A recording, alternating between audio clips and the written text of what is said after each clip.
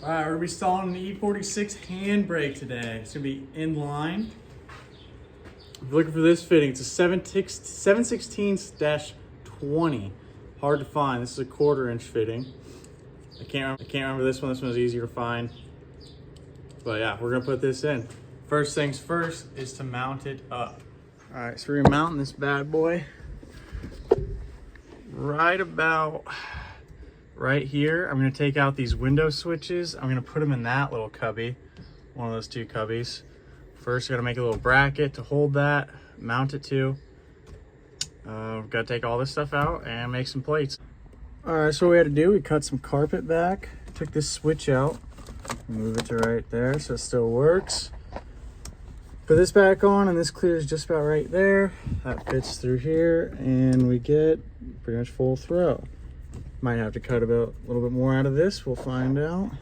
But yeah, now I'm just gonna make a plate around here and extend it off a little bit just so this has some more room to sit on. It's hanging off a little bit, but yeah, that's the start. Cardboard template, like that. Cut it out of some metal now, and we're gonna weld all the way around here and mount the e-brake right there. Drill some holes. Yeah. All right, here's what we got so far. I got a plate up here, all mocked up. Gonna weld around that. And down here, got another little plate. Weld along there and weld along the bottom there. And it should be pretty sturdy. We'll find out. Alrighty, so we got our plate welded in. And I just straight welded this bracket to there, and you can see it's pretty solid. So then, yeah, here's a handle. We'll just screw it in there. And yeah, it seems pretty solid. So yeah, now we're just gonna put everything back together. Then we can start with the fun part, the brake lines. Yeah, pan over it real slow so you can copy it if you want. And then I'll explain what I'm gonna do here. I think it's gonna work. You might have never done this before. Of course, I messed up. I got short ones and long ones, but it shouldn't matter. So this one here is a 1/4-inch because we have a 1/4-inch fitting on the handbrake coming off. So it's gonna go something like this. You have two lines coming. They're gonna go in. This one's gonna go into the handbrake. The other one's gonna come out of the handbrake, back into this one, and then two out. Pretty simple. We just gotta flare up all the lines. So then I also got 3/16 line and 1/4-inch line. So should go in, out. We're using this. Hopefully it's enough. Easy as that, I think. Hopefully, maybe. All right. So we got so far.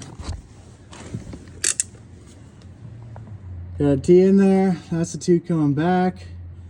And we got one copper one coming up through a hole I made. And that's gonna go into the master cylinder on the handbrake. This was a pain in the butt. So don't feel bad if it takes a while. Sucked. Mess. Drain your master cylinder before you start doing this. That would have helped a lot. But yeah, we got one. Time to do the other one. Fun stuff. Here's what we came up with. Those two going back. That one going to the master. This one going back. That one to the master. Both up through hole. Gonna flare two more. Try to bleed it. See if we have any leaks. Probably will. I don't have a lot of faith. And see if it works.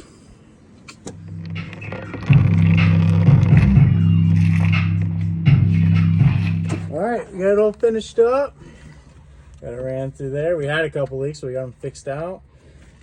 Then the only thing is I had to get an adapter that went to bubble flare to standard flare in 7/16, or this one was 3/8-24. I had to get an adapter to go to bubble flare to standard flare. But other than that, it works great. Bleeding it, press the brake pedal, hold this, crack the bleeder, and just repeat until it's all out. But yeah, for now, Looks pretty snazzy in there. Works great.